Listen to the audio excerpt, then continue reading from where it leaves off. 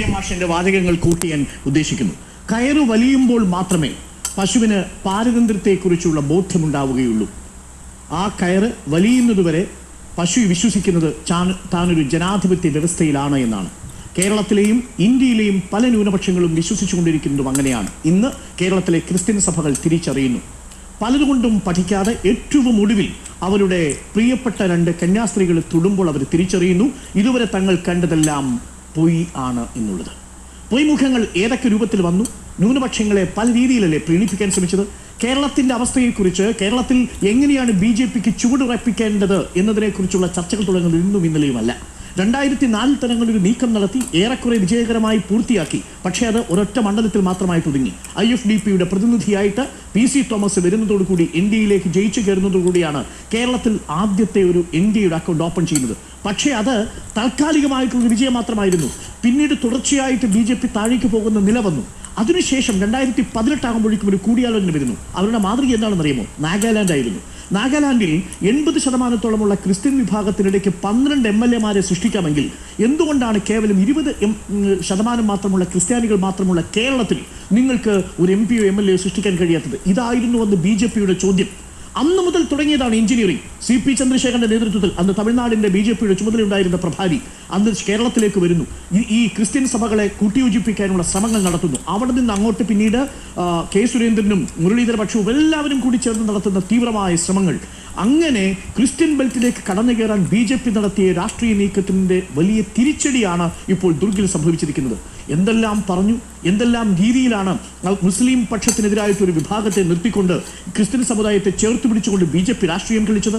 വഖഫിന്റെ കാര്യം വന്നപ്പോൾ നമ്മൾ യഥാർത്ഥ മുന്നമാരെ തിരിച്ചറിയുകയായിരുന്നില്ല. യഥാർത്ഥത്തിൽ മുൻപത്തെ മനുഷ്യർക്ക് വഖഫിലെ നിയമം പാസ്സാക്കിയ എല്ലാ ഭൂമി എന്നുള്ളതായിരുന്നല്ലോ വാഗ്ദാനം. മുൻപത്തെ മനുഷ്യർ ഇപ്പോഴും അവിടെ തന്നെ കഴിയുന്നുണ്ട് കേട്ടോ. ഇതേ ഭീതിയിലും ആശങ്കയിലും അവിടെ കഴിയുന്നുണ്ട്. ഒടുവിൽ കിരൺ റിജ്ജു വന്ന മാധ്യമങ്ങളുടെ ചോദ്യങ്ങൾക്ക് മുമ്പിൽ ആ വസ്തുത തുറന്നു പറഞ്ഞു. ഞങ്ങൾക്ക് ചെയ്യാൻ കഴിയില്ല, ഈ നിയമത്തിന് ചെയ്യുന്നതിന് പരിമിതികളുണ്ട് എന്നതാണ് കിരൺ റിജ്ജു പറഞ്ഞു പോയതിന്റെ അർത്ഥം. എന്ന് വെച്ചാൽ മുൻപത്തെ മനുഷ്യർക്ക് വഖഫ് നിയമവുമായി ബന്ധപ്പെടുത്തി അതുവരെ നടത്തിയ നാടകങ്ങളെല്ലാം കേവലം പൊറാട്ട് നാടകങ്ങളായിരുന്നു എന്നുള്ളതാണ് നമ്മൾ മനസ്സിലാക്കിയത്. മുൻപത്ത് നിന്ന് നിങ്ങൾ പഠിച്ചില്ലേ?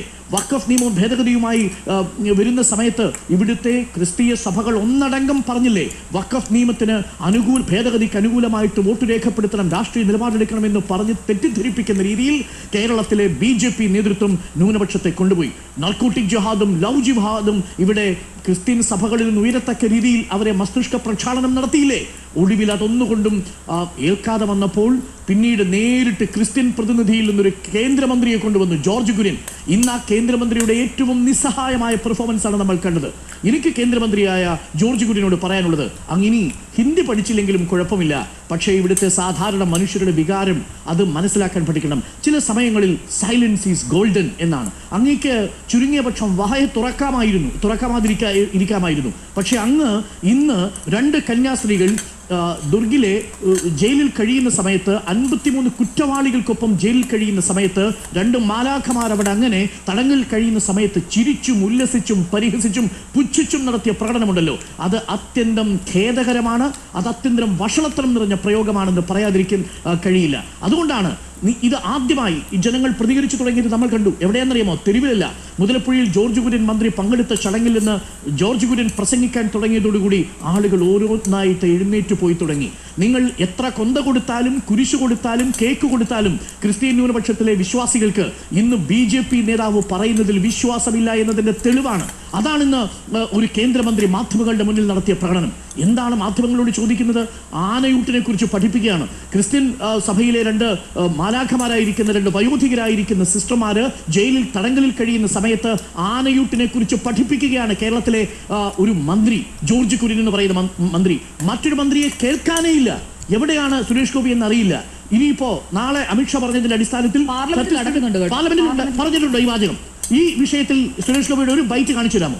ഒരു വാചകം. താങ്കൾക്ക് സുരേഷ് ഗോപിയോടുള്ള വിദ്വേഷം? എനിക്ക് സുരേഷ് ഗോപിയുടെ വിരോധമൊന്നുമില്ല. സുരേഷ് ഗോപി ഞാൻ ഇപ്പോഴും സ്നേഹിക്കുന്ന ഒരു സിനിമാ താരമാണ്. ആ കാര്യത്തിൽ എനിക്ക് തർക്കമില്ല. പക്ഷേ എവിടെയാണ് ഈ വിഷയത്തിൽ സുരേഷ് ഗോപിയുടെ പ്രതികരണം? സുരേഷ് ഗോപി പാർലമെന്റിൽ നടത്തിയോ? ഈ വിഷയത്തിൽ സുരേഷ് ഗോപി പാർലമെന്റിൽ ഒരു വാചകം പറഞ്ഞു. ഒരു വാചകം പറഞ്ഞു. എന്തിന് കേരളത്തിലെ എം പിമാർക്കൊപ്പം ഈ വിഷയത്തിൽ രാഷ്ട്രീയ ഭേദമന്യേ ഞാനും പ്രതിഷേധിക്കുന്നു എന്നൊരു വാചകം പറഞ്ഞു. എന്നിട്ട് ഛത്തീസ്ഗഡിലേക്ക് പോയി നിൽക്കുന്ന എം പിമാർ അവിടെ നിന്ന് പാർലമെന്റിൽ പങ്കെടുത്തിരിക്കുന്നവരാണ്. അപ്പൊ അതുകൊണ്ട് ഈ ഇരട്ടത്താപ്പ് കേരളത്തിലെ ജനത തിരിച്ചറിയണം എന്ന് തന്നെയാണ് പറയാനുള്ളത്. കേരളത്തിലെ BJP അധ്യക്ഷന്റെ ഇടപെടൽ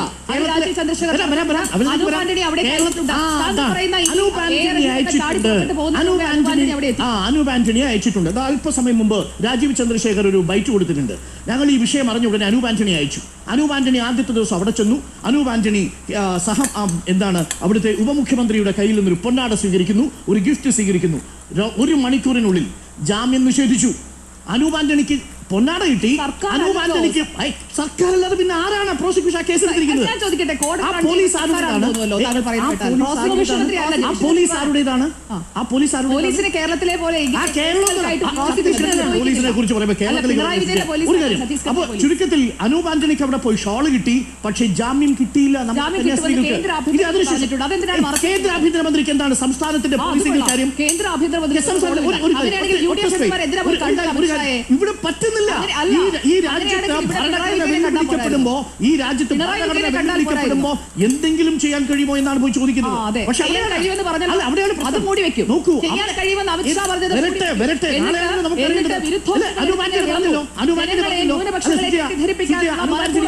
അനൂപ് ആന്റണിയും രാജീവ് ചന്ദ്രശേഖറും പറഞ്ഞത് ചെയ്യാവുന്നതെല്ലാം ചെയ്തിട്ടുണ്ട് എന്ന് പറഞ്ഞു. പോസിറ്റീവ് തീരുമാനം പ്രതീക്ഷിക്കാമെന്ന് പറഞ്ഞു. 1 മണിക്കൂറിനുള്ളിൽ ആ തീരുമാനം വന്നു. എന്താണ്? ജാമ്യം നിഷേധിച്ചില്ല എന്നുള്ളതാണ്. ജാമ്യം നിഷേധിച്ചു എന്നുള്ളതാണ്. അതാണ് ഞാൻ പറയാൻ വരുന്നത്. ജാമ്യം നിഷേധിച്ചു എന്നുള്ളതാണ്. അനുപാന്റണി വീണ്ടും കാണുന്നു. അതിനുശേഷം വീണ്ടും ചർച്ച ചെയ്യുന്നു. ചർച്ച ചെയ്തിട്ട് വീണ്ടും പറയുന്നു വീണ്ടും പോസിറ്റീവായിട്ടുള്ള തീരുമാനം സെഷൻ കോടതിയിൽ വരാം. വീണ്ടും തീരുമാനം വന്നു. സെഷൻസ് കോടതിയിൽ നിന്ന് ജാമ്യം കിട്ടിയില്ലെന്ന് മാത്രമല്ല NIA കോടതിയിൽ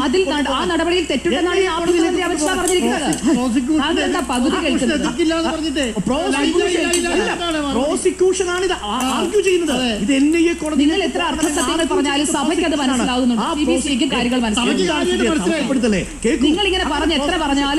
കേൾക്കൂ, അസ്വസ്ഥപ്പെടല്ലേ? പ്രോസിക്യൂഷനെ നിയന്ത്രിക്കുന്നത് ആരാ?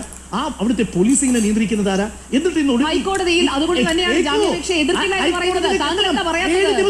7 ദിവസമായി 2 കന്യാസ്ത്രീകൾ കുറ്റവാളികൾക്കൊപ്പം അവിടെ കഴിയുക. ആര് കൊടുക്കും ഇതിന്റെ നീതി നിഷേധത്തിന്റെ വില? ആര് കൊടുക്കും?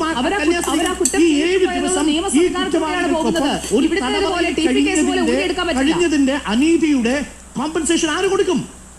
ഛത്തീസ്ഗഡ് സർക്കാർ കൊടുക്കോ? അനൂപ് ആന്റണി കൊടുക്കോ? രാജീവ് ചന്ദ്രശേഖർ കൊടുക്കോ? കേരളത്തിൽ പൊൻകിരീടം കൊടുത്തുപോയി സുരേഷ് ഗോപി കൊടുക്കോ? ഈ പറയുന്ന ജോർജ് കുര്യൻ കൊടുക്കുമോ? ആ നീതി നിഷേധമുണ്ടല്ലോ, അത് കേരളത്തിലെ വിശ്വാസികൾ തിരിച്ചറിയുക എന്നുള്ളതാണ്. അനൂപ് ആന്റണിയെ അനൂപ് ആന്റണി അയച്ചിരിക്കുന്നത് എന്താണെന്നറിയോ? അനൂപ് ആന്റണി തിരുവല്ലയിൽ മത്സരിക്കാൻ പോകുന്ന BJPയുടെ സ്ഥാനാർത്ഥിയാണ്. തിരുവല്ലയിലെ ക്രിസ്ത്യൻ വോട്ടുകളിൽ കണ്ണുവെച്ചുകൊണ്ടുള്ള നോട്ടമാണ്. പക്ഷേ പൊളിഞ്ഞടുങ്ങുന്ന കാഴ്ചയല്ലേ നമ്മൾ കാണുന്നത്.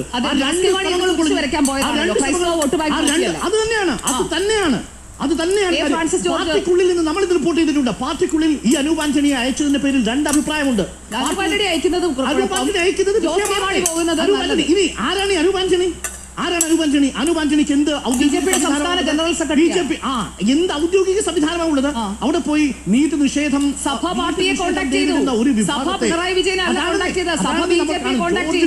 ജോർജ് കുര്യൻ നിശബ്ദനാകേണ്ടി വരുന്ന സാഹചര്യം, അനൂപ് ആന്റണി പറഞ്ഞതെല്ലാം പൊയ്യാണെന്ന് മനസ്സിലാകുന്ന സാഹചര്യം.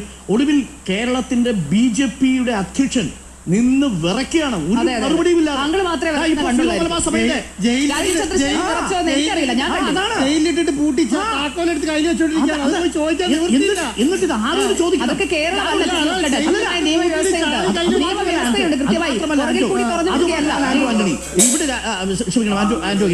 ഈ അനൂപ് ആന്റണി അഭിപ്രായം പറഞ്ഞതിനു ശേഷം തൊട്ടു പിന്നാലെ ഛത്തീസ്ഗഡ് മുഖ്യമന്ത്രിയുടെ ട്വീറ്റ് വരിക.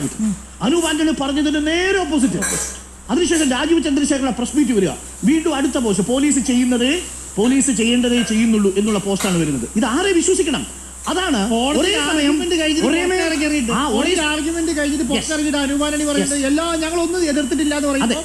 പിന്നെ ജഡ്ജ്മെന്റ് വരുന്ന സമയത്ത് എല്ലാം കൃത്യമായിട്ട് അതാണ്. നോക്കൂ, ഒരേ സമയം ഛത്തീസ്ഗഡിലെ ബജ്രംഗ് ദളിനെയും അവിടുത്തെ വർഗീയവാദികളെയും തൃപ്തിപ്പെടുത്തുന്നതിന് വേണ്ടി ബാറ്റ് ചെയ്യുന്ന ഒരു സർക്കാരും അതിനെ അനുകൂലിക്കുന്ന BJP ഗവൺമെന്റും കഴിഞ്ഞ 6 ദിവസമായി കേന്ദ്രം ഇതൊന്നും പ്രതിപക്ഷത്തെ കാണുന്നില്ല. അറിയാതിരിക്കുകയാണ്. 6 ദിവസമായി ഇതൊന്നും അറിയാതിരിക്കുകയാണ്. ഛത്തീസ്ഗഡിലെ പ്രതിപക്ഷത്തെ കാണുന്നില്ല കേട്ടോ.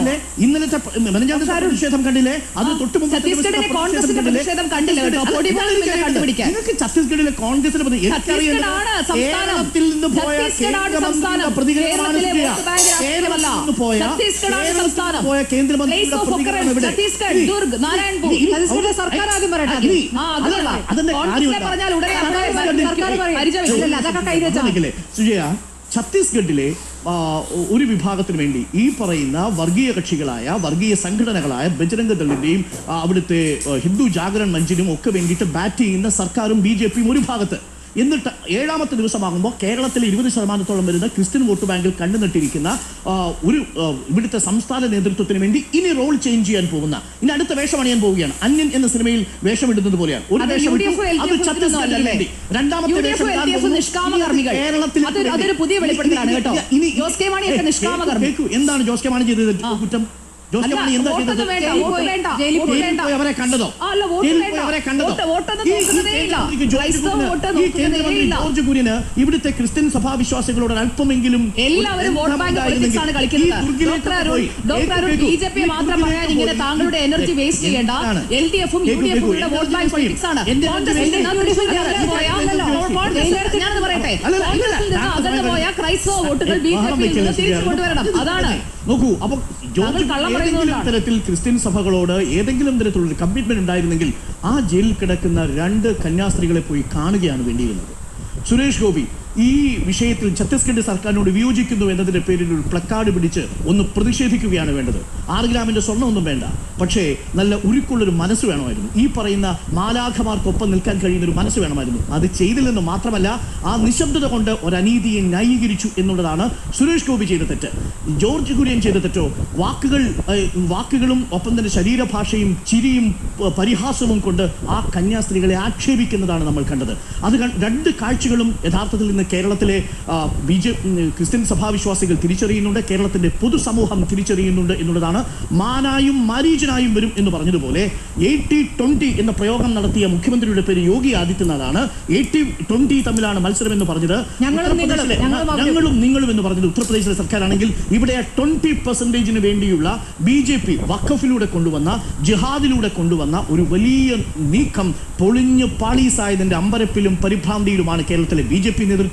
ഈ വിശ്വാസം തകർന്നിരിക്കുന്നു എന്നുള്ളതാണ് തിരിച്ചറിയേണ്ടത്. ഇനി ഇടയലേഖനം കൂടി വരുമ്പോൾ അത് പൂർണ്ണമാകും. ഇപ്പോൾ സഭാ നേതൃത്വത്തെ അനുനയിപ്പിക്കാൻ പോവുകയാണ്. ഈ അനുനയ നീക്കങ്ങൾ കൊണ്ടൊന്നും കാര്യമില്ല. കേരളത്തിലെ സഭാവിശ്വാസികളും എത്രമാരും ഒരൊറ്റ തീരുമാനമെടുത്താൽ മതി. ഞങ്ങളുടെ വിദേശത്തു നിന്ന് ലഭിക്കുന്ന സംഭാവനകളുടെ പേരിൽ ഞങ്ങളെ ഭീഷണിപ്പെടുത്താൻ വേണ്ടി വരുന്ന EDയും ഇൻകം ടാക്സും ഒക്കെ ഉണ്ടല്ലോ, അവരെ ഞങ്ങൾ ഭയക്കുന്നില്ലെന്നും ആ വിദേശ പണം സഹായിച്ചതിന്റെ പേരിൽ ജയിലിൽ പോകേണ്ടി വന്നാൽ ഞങ്ങൾ തയ്യാറാണെന്നും ഇവിടുത്തെ മെത്രമാര് തീരുമാനമെടുത്താൽ തീരാവുന്നതേ ഉള്ളൂ. ഇവിടുത്തെ BJPയോടുള്ള ഭയം ഒറ്റ കാര്യമേ ഉള്ളൂ. എന്ന് മാത്രമല്ല, ഇന്നത്തെ ഹീറോസ് മുതലപ്പുഴയിൽ ജോർജ് കുര്യന്റെ പ്രസംഗം കേൾക്കുമ്പോൾ ഇറങ്ങിപ്പോയത് ആരെന്നറിയോ? ലത്തീൻ കത്തോലിക്ക സഭയാ. ആ സഭ കാണിച്ച ധൈര്യം കോട്ടയത്തും എറണാകുളത്തുമുള്ള കത്തോലിക്കർ അത് കാണിച്ചു തുടങ്ങിയിരിക്കുന്നു. അതാണ് ഞാൻ പറഞ്ഞത്. ഇന്ന് ആ വിശ്വാസത്തിന്റെ പാലം തകരുന്നതിന്റെ സൂചനയാണ് മുതലപ്പുഴയിലെ പരിപാടിയിൽ കണ്ടത്. അത് ജോർജ് കുര്യന്റെ പ്രകടനത്തോടുള്ള വലിയ രീതിയിലുള്ള ഒരു വിയോജിപ്പാണ് ഉണ്ടായിരിക്കുന്നത്. അതിനുശേഷം ജോർജ് കുര്യൻ റിപ്പോർട്ടർ TVയെ സൂചിപ്പിച്ച് പറയുന്നുണ്ട്, പടവലങ്ങ പോലെ താഴേക്ക് എന്ന് പറയുന്നത്. അങ്ങയുടെ ശ്രദ്ധയ്ക്ക് വേണ്ടി മാത്രം പറയുന്നു, ഞങ്ങൾ ഇന്നത്തെ ദിവസം റേറ്റിംഗ് വരുന്ന സമയത്ത് തൊട്ടടുത്തുള്ള ഞങ്ങളുടെ സഹപ്രവർത്തകരെക്കാൾ അല്പം മുൻപിലാണ്. അതിന്റെ കണക്കൊന്നും ഞങ്ങൾ പറയുന്നില്ല, കാരണം കഴിഞ്ഞ ആഴ്ച നമ്മുടെ ഈ രാഷ്ട്രീയത്തിൽ ഒരു പൊയ്മുഖവും ഇല്ലാതെ കടന്നുപോയ ഒരു മനുഷ്യന്റെ വിയോഗ വാർത്തയാണ് ഞങ്ങൾ സംപ്രേഷണം ചെയ്തത്. അത് നേട്ടമായി ഞങ്ങൾ പറയുന്നില്ല. പക്ഷേ താങ്കളോട് പറയാനുള്ളത്, ഈ ചോദ്യങ്ങൾ ഞങ്ങൾ ചോദിച്ചുകൊണ്ടേയിരിക്കും. താങ്കൾ എത്രമാത്രം അസ്വസ്ഥപ്പെട്ടാലും, ചോദ്യം ചോദിക്കുന്ന എല്ലാ വാക്കുകളെയും നാവുകളെയും നിശബ്ദമാക്കാൻ നിങ്ങൾ ശ്രമിച്ചാലും, ചൂണ്ടുന്ന വിരലുകൾക്ക് നേരെ നിങ്ങൾ വിലങ്ങണിയിക്കാൻ ശ്രമിച്ചാലും ഈ ചോദ്യങ്ങൾ റിപ്പോർട്ടർ TV ചോദിച്ചുകൊണ്ടേയിരിക്കും. ഹിന്ദി അറിയാൻ കഴിയില്ല, ഹിന്ദി എനിക്കറിയില്ല എന്നൊഴിഞ്ഞു മാറാൻ നിങ്ങൾക്ക് ഒരുപക്ഷെ സാധിച്ചേക്കും. പക്ഷേ കേരളത്തിന് നിങ്ങൾ തിരിച്ചറിയാൻ കഴിയുന്നുണ്ട്. കേരളത്തിലെ യഥാർത്ഥ മുന്നമാരാരാണ് എന്നുള്ളത് കേരളത്തിന്റെ പൊതുസമൂഹം തിരിച്ചറിയുന്നു എന്ന് മാത്രമാണ് എനിക്ക് ഈ ഘട്ടത്തിൽ പറയാനുള്ളത്. ന്യൂനപക്ഷം ഭയക്കണം എന്ന ചോദ്യത്തിന് അവർ ആദ്യം വരുന്നത് നിങ്ങളുടെ ഫ്രിഡ്ജിലിരിക്കുന്ന മാംസം തേടിയായിരിക്കും, പിന്നീട് വരുന്നത് നിങ്ങൾ ധരിച്ചിരിക്കുന്ന വസ്ത്രവും നിങ്ങൾ പിടിച്ചിരിക്കുന്ന പുസ്തകവും തേടി ആയിരിക്കും എന്നുള്ള കാര്യം ഒരിക്കൽ കൂടി ഓർമ്മിപ്പിക്കുന്നു. ഈ അവസ്ഥയിലാണ് എന്ന് നമ്മളോട് പറയുന്നതും ഇതേ ന്യൂനപക്ഷ വിഭാഗങ്ങളിൽപ്പെട്ടവരാണ്.